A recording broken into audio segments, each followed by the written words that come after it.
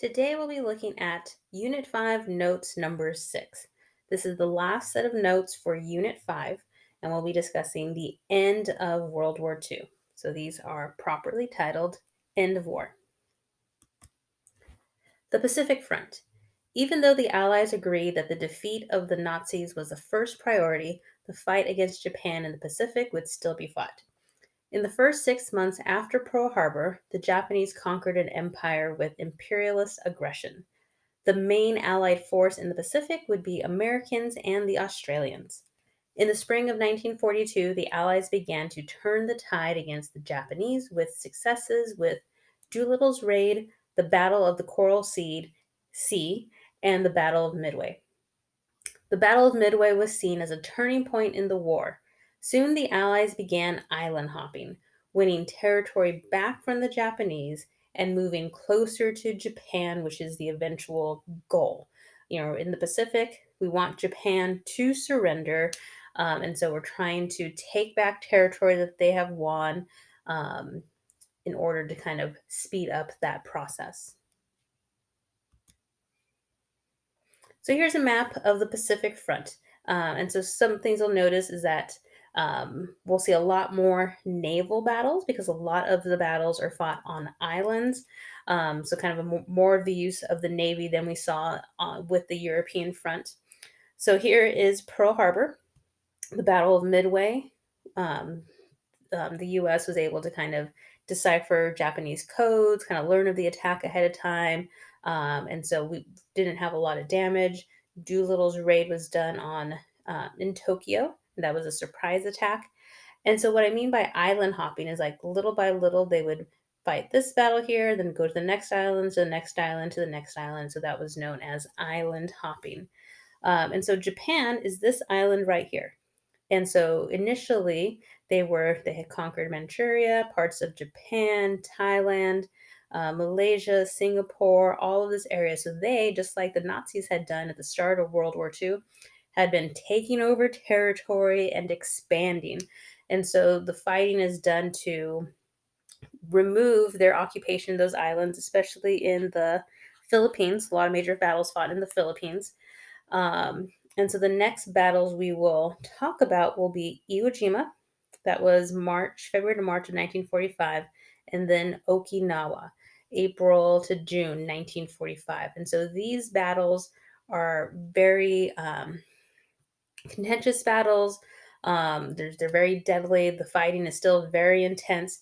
But by this time, the war in Europe is wrapping up. So even though the war in Europe is wrapping up, the fighting in the Pacific is still as fierce as it had been from the beginning. Iwo Jima. After retaking much of the Philippines, the Allies marched onto Iwo Jima. Iwo Jima was critical to the U.S. as a base to potentially launch loaded bombers against Japan. So even though the fighting was still very fierce, the U.S. is seeing that they're getting closer to Japan, so they're starting to formulate a plan of how would they invade Japan, how are they going to get Japan to surrender, and so Iwo Jima would be kind of the main base for them. This would be one of the deadliest battles in the Pacific to this time. Over 20,000 Japanese died and 6,000 American soldiers. Only one obstacle stood in their way now: Okinawa. The battle for Okinawa. In April 1945, U.S. Marines invaded Okinawa. Once ashore, the Allies faced fierce opposition. So, with the Japanese, they fight I don't want to say harder than the Germans. Everyone fights very hard, but they will fight to the death until everyone is done. To the Japanese people, surrendering is not an option. They will not just give up to save their own life. They see that as being cowardly, so they fight until the very, very end, which makes these battles very deadly, very costly, and very time consuming. They take a long time. By the time the fighting ended on June 21st, 1945, more than 7,600 American lives were lost, and 110,000 Japanese died defending Okinawa. The battle for Okinawa was a chilling preview of what the Allies imagined the invasion of Japan would be like. So if they're fighting this hard on a small island, just imagine that if they were to invade Japan, how long the fighting would be, how deadly the fighting could be, just in order for Japan to surrender. And by this point in Okinawa, um, by June, while this fighting is happening, Hitler, Mussolini have been defeated. So the other part of the Axis powers is done. And they're just not quite seeing that the war, they at this point should surrender. So this is a very iconic and famous photo. It's the flag raising on Iwo Jima. So here pictured are six American soldiers, six Marines raising the American flag on top of Mount Suribachi on Iwo Jima. So again, very, very iconic. You should remember, like we see this photo, know that it's soldiers on Iwo Jima, kind of once the battle is, um, as they're getting closer to succeeding, they're putting that flag up. So let's stop and think. How do the fighting in the Pacific differ than the fighting in Europe? So, one, we're seeing more naval battles, a lot more naval battles because it's fought within the Pacific Ocean. We're fighting on islands, so we're utilizing our Navy a lot more. And then the fighting style is different. In some places, you're fighting in the jungle, like in the Philippines, you're having to navigate through different terrain than what you would have in Europe in terms of land and forest. Um, and then lastly, because they're fighting the Japanese, just their fighting style, their commitment to fight, the fact that they are not going to surrender, that they will continue to fight until they die. And in some cases, that they utilize kamikazes, pilots that are just willing to crash their plane and die for their country, die for their cause. So the commitment of the Japanese people was definitely more severe and intense than we saw in Europe. The atomic bomb ends the war. President Truman saw the only way to avoid an invasion of Japan would be by using a new weapon, the atomic bomb. Allied leaders knew that an invasion of Japan would be a desperate struggle.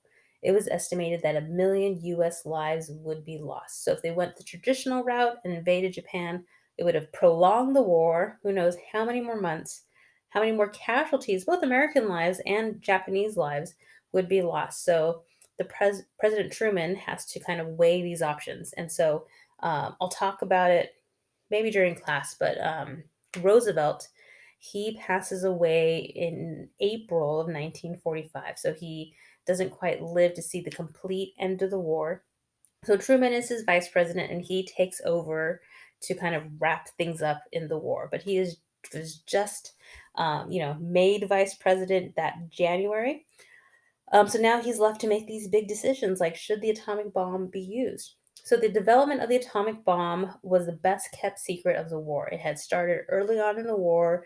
Albert Einstein had actually wrote to Roosevelt himself to advocate for them to start the process. That this was something Germany was also looking to create, this huge destructive weapon, and that we had to try to beat them to the punch.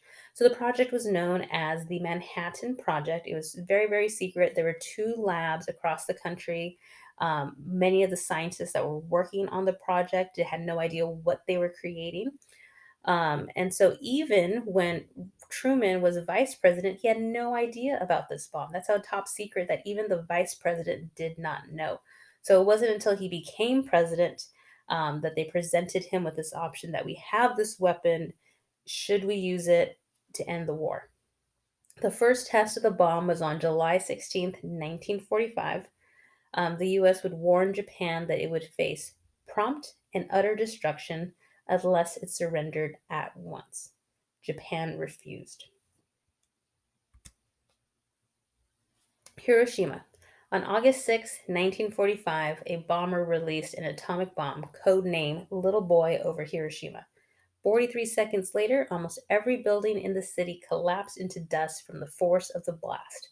The city would cease to exist. Still, even after this bomb was dropped, after they saw the destruction and the power of this new weapon, Japanese leaders hesitated to surrender. 3 days later, a second bomb, codenamed Fat Man, was dropped on the city of Nagasaki, leveling half the city. By the end of the year, an estimated 200,000 people had died as a result of injuries and radiation poisoning caused by the atomic blast. On September 2nd, 1945, formal surrender ceremonies took place. So, atomic fallout. So, here are some images to show kind of what these blasts look like, and pictures of also the actual atomic bombs.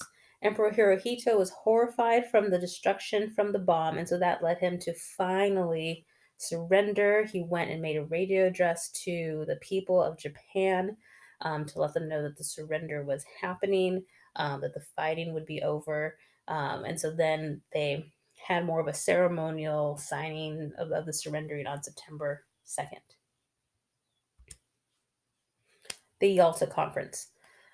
So, with Japan's surrender, the Allies turned to the challenge of rebuilding war torn nations. So, even before this, the Yalta Conference happened in February of 1945. So, Roosevelt was still alive.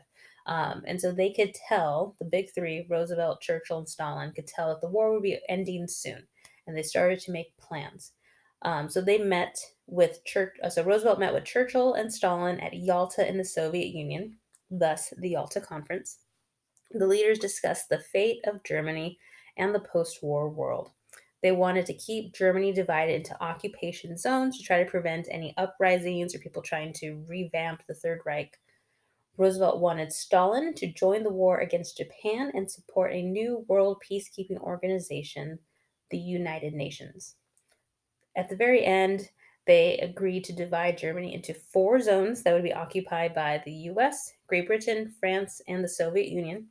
Stalin promised free elections in Poland and other Soviet occupied Eastern European countries that had previously been under Nazi control, but they were the ones that had liberated them, so to allow them to form their own governments. And Stalin agreed to declare war on Japan. So when we go to our next unit and we talk about the start of the Cold War, we're going to refer back to this Yalta conference and see which promises Stalin kept and did not keep. So let's stop and think. What factors were used to determine if the atomic bomb should be used?